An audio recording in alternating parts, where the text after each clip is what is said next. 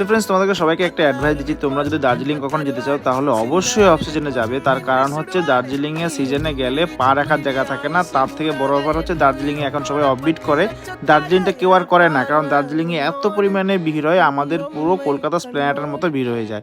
তো আমরা কি করেছিলাম, অফ সিজনে ভিজিট করতে গেছিলাম দার্জিলিং। পাহাড়ের রানে দার্জিলিংকে উপভোগ করতে গেলে, ফাঁকা সময় গেলে খুব সুন্দরভাবে দার্জিলিংটাকে এনজয় করা যায়। কিন্তু যদি সিজনে যাওয়া হয় সেই ক্ষেত্রে বসার জায়গা তো দূরের কথা, দাঁড়ানোর জায়গা পর্যন্ত মলে পাওয়া যায় না। খুব সুন্দরভাবে দার্জিলিংয়ে সকালবেলাটা আমরা উপভোগ করেছিলাম।